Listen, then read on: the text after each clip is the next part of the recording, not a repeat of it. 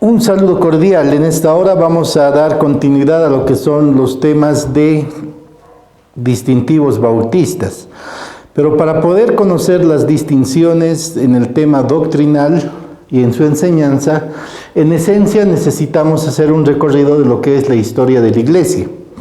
En este sentido, podemos decir que la historia de la Iglesia, muchos autores lo van a dividir en 7 fases. Una es la historia de la Iglesia Apostólica, del año 33 al año 100, la Iglesia Primitiva, del año 100 al año 313, algunos autores vienen al año 94 al 313, va a depender mucho de qué autor estemos conociendo.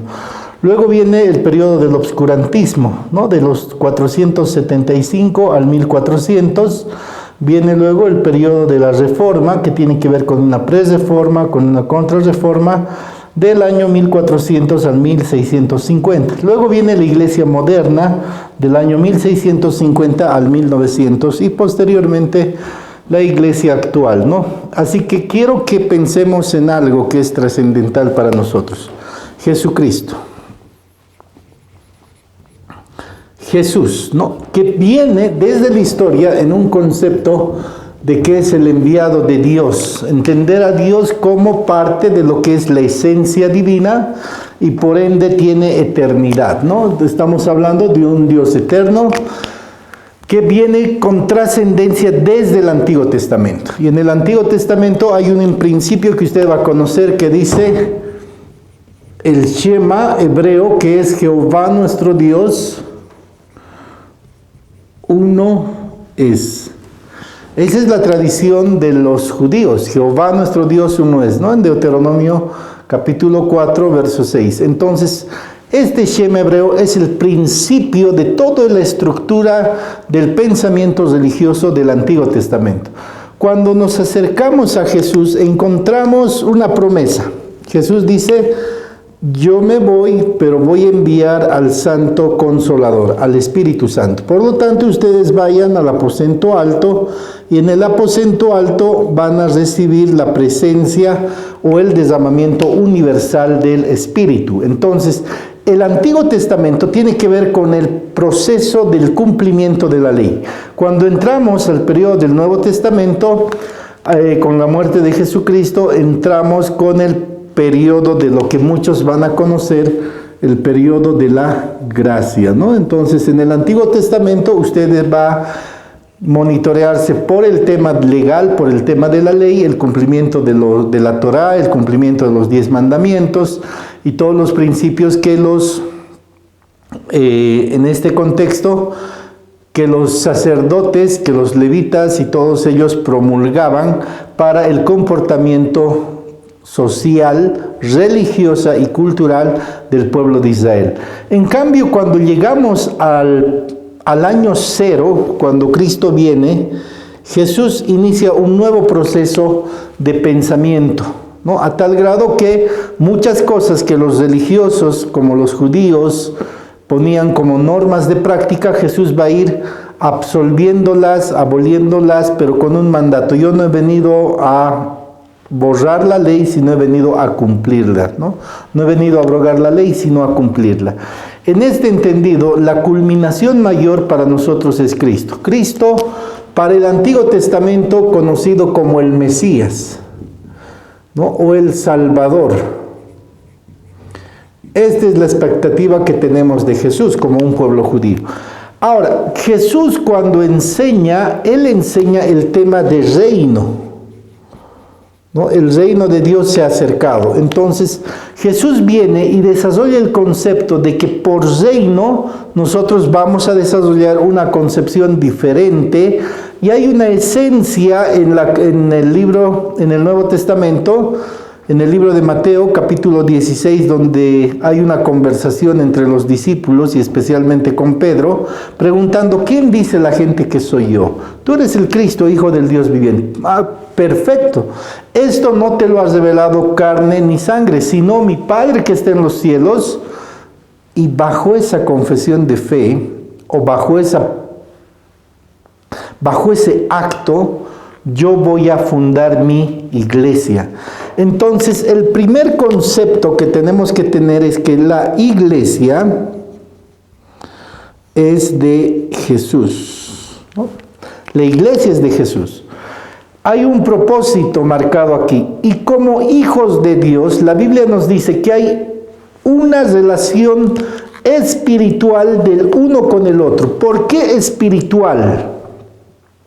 Ustedes en el tema anterior han visto el tema de ser iglesia y ahí van a entender que cuando una persona ve la cruz de Cristo, según el libro de Efesios capítulo 1, verso 13, dice, habiendo oído el Evangelio, habiendo creído en él, fuisteis sellados con el Espíritu Santo de la promesa, ¿no?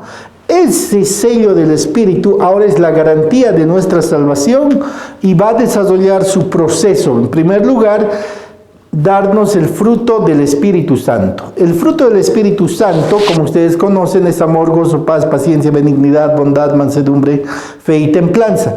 Esta característica va a ser muy personal, pero de comunión con Dios en los primeros tres y de interrelación en los siguientes. Ahora, un elemento fundamental del fruto es que esta persona ahora tiene fe.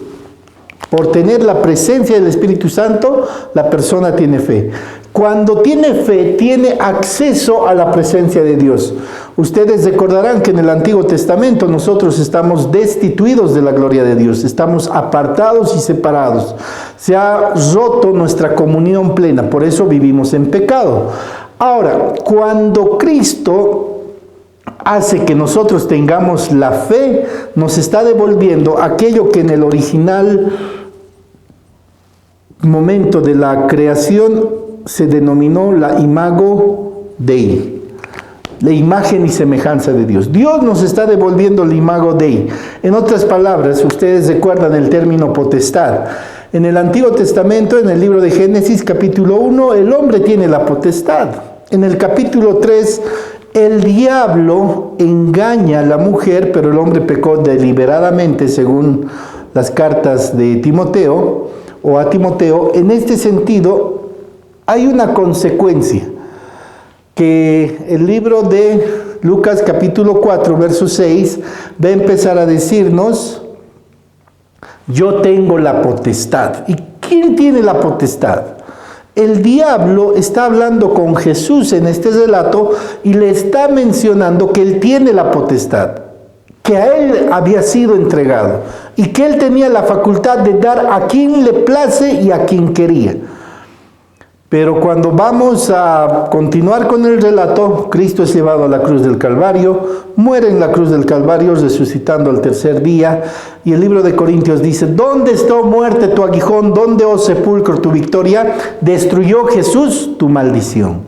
Entonces es como si Jesús va a las profundidades, le arrebata las llaves a Satanás, y ahora se pone en Mateo capítulo 28, en este mandato de la gran comisión, en el verso 19, toda potestad me es dada en el cielo y en la tierra. Por tanto, toma, id y haced discípulos a todas las naciones, porque el cumplimiento del reino es presente. Entonces, la iglesia va a tener que tener dos fundamentos. Primero, se convierte en baluarte de la verdad. Columna y baluarte de la verdad. ¿Por qué columna y baluarte? El apóstol Pablo decía, el glorioso evangelio a mí me ha sido entregado. Y ustedes recuerdan cuando Pablo le dice a Timoteo, esto te mando, que enseñes a hombres idóneos, a hombres fieles. Entonces, cuando estamos hablando de lo que es la presencia del Espíritu Santo, también tenemos que hablar del tema de la palabra de Dios. Que en estos periodos no había una Biblia escrita, solamente se había generado a partir de estos pensamientos de los apóstoles, de los discípulos del Señor que ahora eran los enviados. Había empezado a surgir un nuevo converso a la fe, que se llamaba el apóstol Pablo. Entonces Pablo se encuentra con Jesús, tiene un arrepentimiento, genuino, y él dice ser el último apóstol abortivo, aunque abortivo pero apóstol, porque ha logrado tener una relación con Jesús por ese encuentro divino de Hechos capítulo 9, ¿no? Entonces, a partir de eso, Pablo tiene un mandato de predicar el evangelio a los gentiles, y el representativo a los judíos era Pedro. Entonces, ahora lo que está haciendo es unir a los judíos y a los gentiles en una misma comunidad. Estos judíos y estos gentiles van a empezar a tener una práctica. Esta práctica va a estar conformada a partir de lo que es la vida en comunidad. Entonces, no solamente usted va a encontrar palabra, no solamente va a encontrar la presencia del Espíritu Santo, sino una vida en comunidad, que es koinonía, ¿no? Estar desarrollando el cuidado del uno del otro. Entonces, estas prácticas que los vamos a ver, algunos van a forjar algunos escritos a partir de lo que es el libro de Hechos, cómo estas personas van a empezar a tener una forma de gobierno incluso, porque la Biblia dice, no podemos desatenderlos, porque hay judías, hay griegas, que como había un tiempo de mucha persecución, si quedaba un hombre muerto, había una viuda. Si ambos titulares, papá y mamá, morían, había un huérfano. Y estos tenían que ser atendidos. Entonces, esta comunidad entre judíos y griegos empieza a convivir, pero necesitaban el cuidado del uno del otro, a tal grado que necesitaban una atención. Y los discípulos dicen, no podemos nosotros desatender, tenemos una prioridad, que es el ministerio de la palabra, y debemos permanecer en la oración. Entonces, el ministerio de la palabra y la oración eran características fundamentales para los discípulos. Pero esta comunidad necesitaba lo que llamamos diaconía, lo que se puede decir en nuestros casos, servicio. Entonces, para el servicio o la diaconía, vayan y busquen hombres con 3 características, ¿no? Según el libro de Hechos capítulo 6, llenos del Espíritu Santo, con sabiduría y de buen testimonio. Y estos hombres que solamente se ponen como servidores de las mesas, ahora van a tener impacto porque han tenido fe por el sello del Espíritu Santo, conocen y van a desarrollar la predicación y la enseñanza, y van a generar acciones hacia adelante. Entonces, quiero que ahora veamos que esta comunidad que se considera iglesia, a partir de ahora tiene una misión: ser columna y baluarte de la verdad. Esa verdad que nosotros conocemos como el Evangelio de transformación. A partir de esto, por la connotación que ellos tienen, la iglesia apostólica va a decir: Jesús es el Señor. Esto lo conocen como el querigma primitivo o la enseñanza esencial o básica. Entonces, si Jesús es el Señor, para los emperadores romanos, esto era una revuelta, era una contraposición al mandato del emperador. Por lo tanto, este grupo que se llamaba la secta judía tenía que ser perseguida y aniquilada. En este contexto es donde Saulo de Tarso, en el libro de Hechos capítulo 9, va y empieza a perseguir a la iglesia. Pero se encuentra con Jesús en el camino, ¿no? Y ustedes conocen este relato, cuando Jesús le dice: Saulo, Saulo, ¿por qué me persigues? Saulo le dice: ¿quién eres, Señor? Ante esa respuesta: yo soy Jesús, a quien tú persigues. Vamos a encontrar ahora la relación de momento crucial, de decir: bueno, yo sé, entiendo que eres tú el Cristo, has muerto en la cruz del Calvario, entonces realmente eres el Mesías, estás en la gloria de Dios Padre, no tengo nada más que decir, por lo tanto, solamente me queda decirte: ¿qué quieres que haga? Y se pone como un instrumento delante de Dios, entregando su vida misma para la proclamación del Evangelio y la extensión del reino. Entonces, Pablo ve 2 características para la iglesia.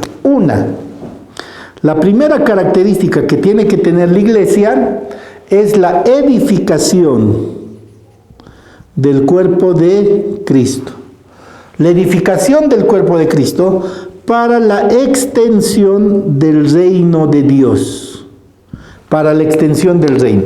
Entonces, como iglesia, estos son los propósitos: edificar el cuerpo de Cristo y extender el reino de Dios. A tal grado que edificar el cuerpo de Cristo, según el pensamiento de Pablo, es primero aprender a soportarnos los unos a los otros. A tal grado que debo estar dentro de la iglesia con mansedumbre, con humildad y por sobre todas las cosas con paciencia. Porque el vínculo máximo de la iglesia es ser el vínculo de la paz. Entonces la iglesia tiene un propósito: ser el medio reconciliador con Dios a través de Jesucristo. Pero para mostrar esto, la iglesia tiene que pagar el precio de ser uno en Jesús. Entonces la esencia de ser uno es cuidado del otro. La esencia de ser iglesia es llevar las cargas del otro. La esencia de ser iglesia es llorar con los que lloran, gozarnos con los que nos gozamos. Entonces la esencia de ser iglesia es tener el amor de Dios en nuestra vida a través del Espíritu Santo. Recordarán lo primero que sucede cuando uno les recibe a Dios: amor. Pero no es cualquier amor. Ese término es el amor divino que Dios ha puesto en tu vida. A tal grado que, es decir, el Evangelio de Juan, capítulo 3, 16, nos dice que Cristo murió en la cruz del Calvario por nosotros, porque Dios nos amó primero. ¿Y qué dice 1 Juan 3, 16? Que nosotros debemos poner nuestra vida por amor a nuestros hermanos.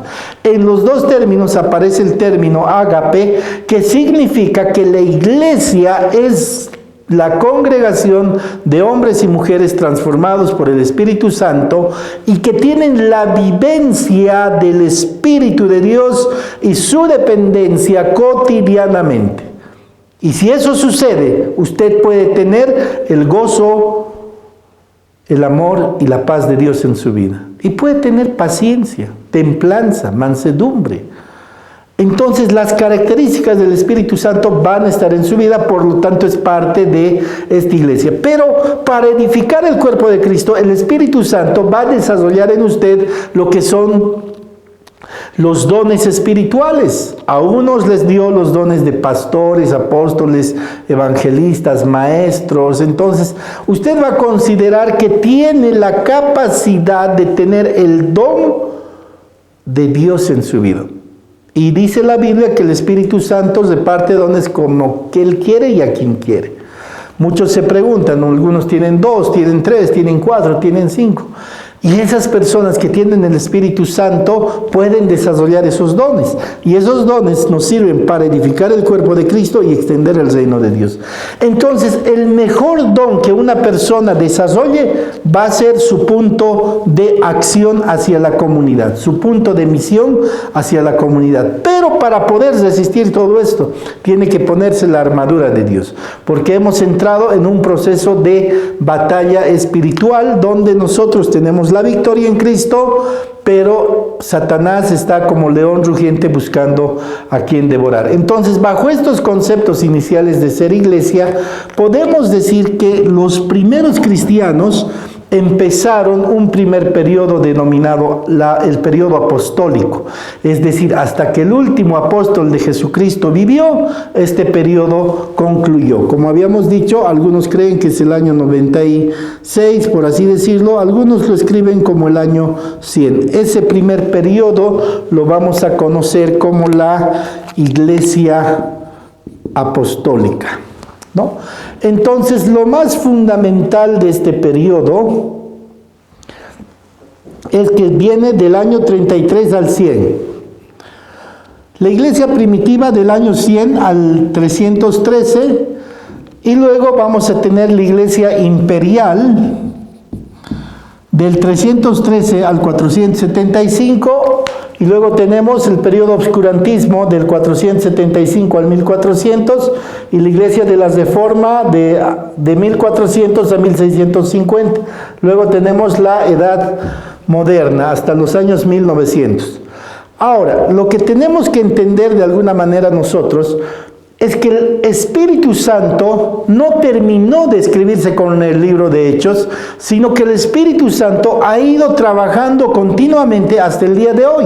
Es por eso que usted está involucrado en este curso, porque Dios lo llamó con un propósito.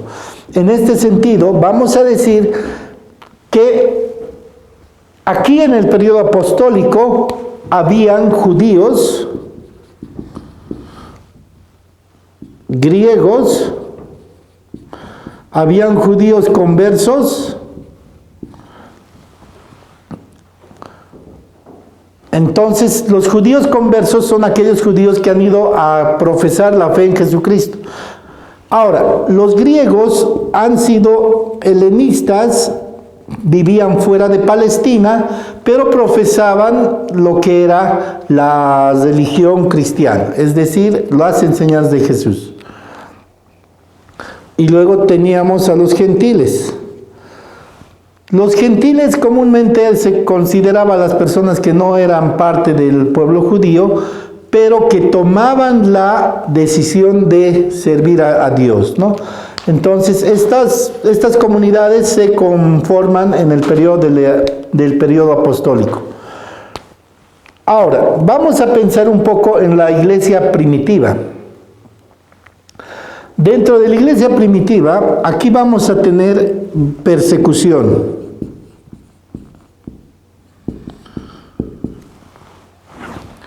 Vamos a tener también persecución en la iglesia. Vamos a tener también persecución en este periodo. Así que lo que yo quiero mencionarles en este momento,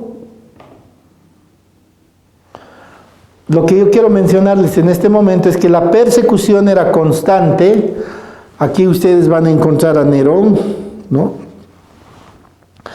Ahora, las persecuciones hacia la iglesia primitiva hacían que se pueda expandir el reino de Dios. Pero la persecución en este periodo nos va a mostrar cómo se van a generar persecuciones continuas, a tal grado que hay miles de mártires tal vez en cada decisión de servirle a Dios a pesar de su propia vida.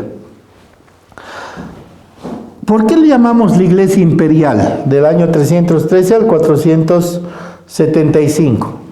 Aquí hay algo que es referida al emperador